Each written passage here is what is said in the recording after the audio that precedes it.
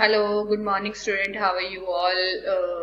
I hope you are doing well. And it's my always one request from all of you guys: don't need to go outside because there's lots of spreading the gap of corona, and maybe you don't know exactly कि कब आप affect हो जाओ और infect होने से ये नहीं होता कि आपको वाकई में कोई प्रॉब्लम हो, बट स्टिल आपकी जो महीना भर की लाइफ है वो खराब हो जाती है। तो बेटर है कि you should not move out from your house. देखिए मजबूरी है तो we have to go, but अगर मजबूरी नहीं है अननेसेसरी की वो ठीक है, फ्रेंड बुला रहा है, वो मेरी फ्रेंड बुला रही है, मुझे उससे मिलना है, यहाँ जाना है, नहीं जाना चाहिए।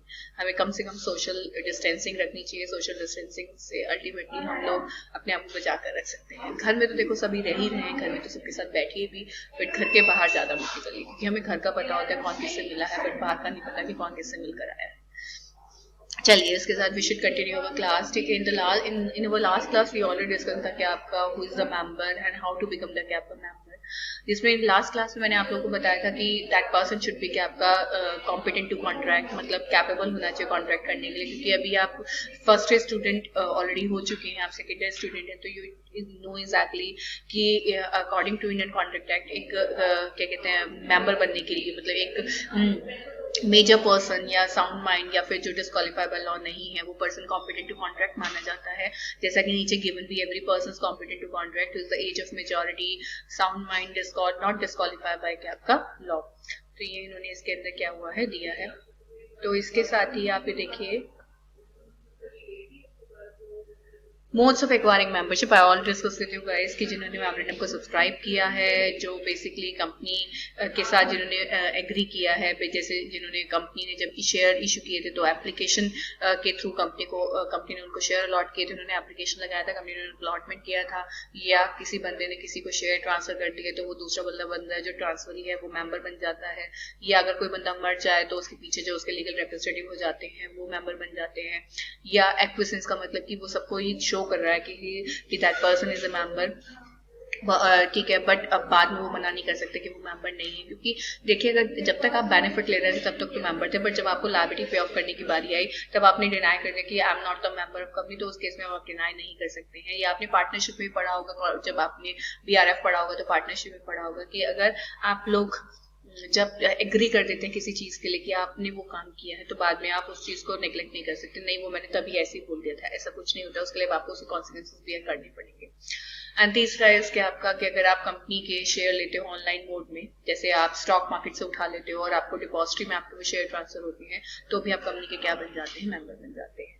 तो इसको इन्होंने इलेबरेट किया पूरी तरीके से, तो वो अल्टीमेटली वो हम लोगों को जरूरत नहीं है। तो हम इसके लिए अपनी नेक्स्ट स्लाइड बोल लेते हैं।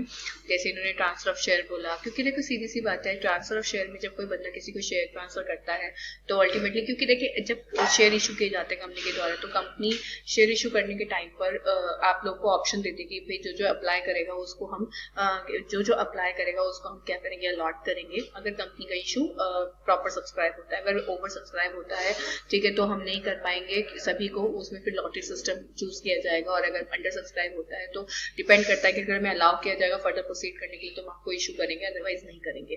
तो उस केस में क्या होता है, अगर आपको हम मान के चलते हैं कि प्रॉपर सब्सक्राइब हुआ है तो हम लोग को कंपनी के शेयर मिलेंगे अप्लाई करने पर, ठीक है, तो हम कंपनी के शेयर होल्डर बन जाते हैं। क्योंकि शेयर होल्डर बनते हैं मेंबर बन जाते हैं। ट्रांसफर ऑफ शेयर में भी अगर कोई वो बंदा है उसने किसी से शेयर लिए, तो ट्रांसफर ने जब किसी को ट्रांसफर किए तो वो ट्रांसफर ही बन गया, ठीक है, तो वो क्या बन जाएगा, आपका शेयर होल्डर बन जाएगा जो ट्रांसफर ही होगा, और ट्रांसफर आपका शेयर होल्डिंग से हट जाएगा। ट्रांसमिशन में भी ये होता है कि जब ultimately bye operation of law किसी बंदे के मरने पर क्या घोषित कर दिया जाता है कि ये बंदा इसका क्या है, मालिक है। ठीक है, एक्विजिशन स्टॉपल तो मैंने आपको बताई दिया कि person deemed to be member of company if he allows his name without sufficient cost to be on the register of member of company, otherwise holds himself out और allow himself to be held out as a member. In such a case, he is stopped from denying his membership. He can, however, escape his liability by taking prompt action for having his name removed from register of member on the permissible ground. ठीक है ना। और depository I already discuss with you guys. Who may become a member, बिल्कुल ये बहुत अच्छा एक concept है, who may become a member. तो normally subject to memorandum and article कोई भी पर्सन जो कॉम्पिटेंट टू कॉन्ट्रैक्ट है हमने पढ़े लिया वो मेंबर बन सकता है। तो बेसिकली हमें बहुत सारी चीजें हैं जो कंसीडर करनी होगी ये जानने के लिए एग्जैक्टली कौन कौन मेंबर बन सकता है। तो first of all company as a member of another company, बिल्कुल सही बात है। एक कंपनी दूसरी कंपनी में क्या बन सकती है, मेंबर बन सकते हैं, कोई दिक्कत वाली बात है, क्योंकि कंपनी के अंदर वो सारी की सारी कॉम्पिटेंसी है जो एग्जैक्टली एक बंदे में होनी चाहिए। क्योंकि कंपनी लीगल पर्सन भी है, कंपनी कुछ भी काम कर सकती है, तो अल्टीमेटली कंपनी क्या बन सकती है, दूसरी कंपनी में मेंबर बन सकती है। कुछ इसकी एक्सेप्शन है कि कोई कंपनी किसी कौन सी कंपनी में एक कंपनी क्या कहते हैं मेंबर नहीं बन सकती। जैसे कि सब्सिडरी कंपनी में आप कभी भी सब्सिडरी कंपनी वो कंपनी होती है जो एग्जैक्टली जिसके अंदर किसी ने 50% शेयर ले रखे होते हैं, तो वो अपनी होल्डिंग कंपनी में क्या नहीं बन सकती, मेंबर नहीं बन सकती, ऐसा मना किया हुआ है। बट अगर मान के चले कि सब्सिडरी कंपनी किसी की लीगल रिप्रेजेंटेटिव थी और वो बंदा मर जाता है, तो अल्टीमेटली सब्सिडरी कंपनी के पास होल्डिंग कंपनी की शेयर आ जाते हैं। तो वो एक एक्सेप्शन सर्कमस्टांसेस है कि उसमें बनना नहीं चाहती पर बन गई, या सब्सिडरी कंपनी ने एज ए ट्रस्टी होल्ड कर रखे हैं, सब्सिडरी कंपनी शेयर होल्डर है before it become a subsidiary, या फिर सब्सिडरी कंपनी के पास होल्डिंग कंपनी के शेयर तब से हैं जब उसकी होल्डिंग कंपनी नहीं थी। Partnership firm as a member, yes partnership firm company के अंदर मेंबर नहीं बन सकती। एलएलपी बन सकती है, सेक्शन 8 कंपनी बन सकती है, बट पार्टनरशिप नहीं बन सकती, एलएलपी बन सकती है। इसके अलावा आपका सेक्शन 8 कंपनी, ये सेक्शन 8 कंपनी मेंबर बन सकती है, can become a member of the company authorise अगर उसके मेंबर नंबर आर्टिकल उसको अलाउ करें या सीजी उसको अलाउ करें। पार्टनर तो हमारे जैसे ही होते हैं, पार्टनर जैसे इंडिविजुअल नॉर्मल इंडिविजुअल होता है, इस तरह से वो भी क्या बन सकते हैं, कंपनी के मेंबर बन सकते हैं। Minor as a member, yes minor भी क्या बन सकता है, किसी कंपनी का मेंबर बन सकता है, बट अगर वो ऑनलाइन तरीके से मतलब स्टॉक मार्केट से शेयर क्या करे, परचेज करे, ठीक है। बट अगर वो नॉर्मली कॉन्ट्रैक्ट करेगा बकायदा कंपनी से, तो वो कंपनी का मेंबर नहीं बन सकता है। हाँ, अगर मान के चलिए माइनर के साथ उसके गार्जियन इन्वॉल्व होते हैं और गार्जियन अंडरटेकिंग लेते हैं, तो उस केस में क्या बन सकता है, मेंबर बन सकता है, ठीक है ना। इसके साथ ही आपका इंसॉल्वेंट एज ए मेंबर, देखिए इंसॉल्वेंट कंपनी किसी भी कंपनी का मेंबर तब तक रहता है, कोई भी इंसॉल्वेंट किसी कंपनी का मेंबर तब तक रहता है जब तक एग्जैक्टली उसके नाम से शेयर्स क्या नहीं कर दिए जाते, डिलीट नहीं कर दिए जाते हैं, ठीक है ना। तो वही है कि insolvent may be a member of company as long he is on the register of member, बिल्कुल, क्योंकि अल्टीमेटली इंसॉल्वेंसी के दौरान जब तक इंसॉल्वेंसी प्रोसेस पूरा नहीं हो जाता और जब तक जो रिसीवर है जिसने उसको क्या कहते हैं उसकी सारी एसेट्स को अपने कब्जे में किया है, जब तक वो प्रॉपर तरीके से वो जो शेयर है वो अपने नाम नहीं करा लेता, तब तक इंसॉल्वेंट क्या रहता है, कंपनी का मेंबर बन रहता है। बट अगर इस बीच में कोई डिविडेंड डिक्लेयर होता है तो अल्टीमेटली वो किसको मिलता है, जो रिसीवर होता है वो उसको मिलता है।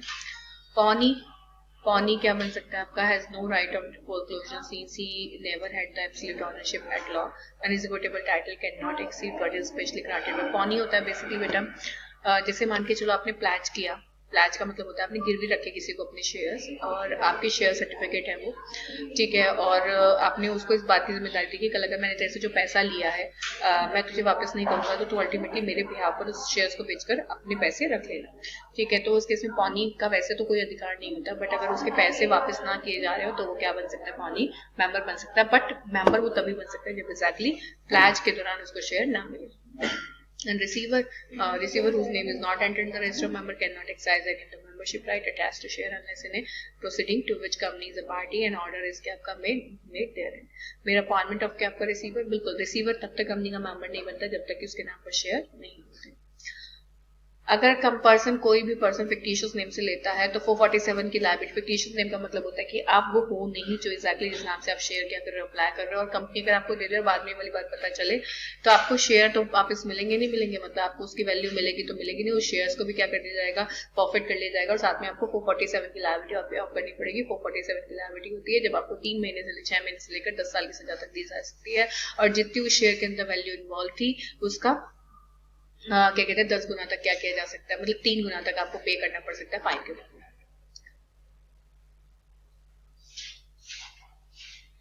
इसके अलावा ट्रेड यूनियन, बिल्कुल ट्रेड यूनियन एक रजिस्टर्ड यूनियन होती है तो इससे से मेंबर बन सकती है।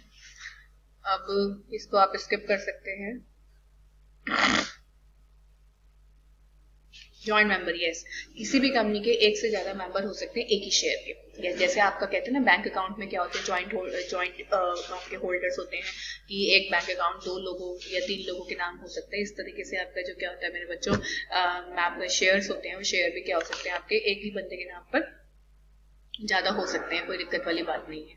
ठीक है, तो इन्होंने ये वाली बातें बताई। Joint member, if more than one person apply for share in a company and shares are allotted to them, each one of such applicant become a member unless the article of company otherwise provides. Joint member can insist on having their name registered in any order they may require. They may also have their holding split into several joint holding with their names in different order.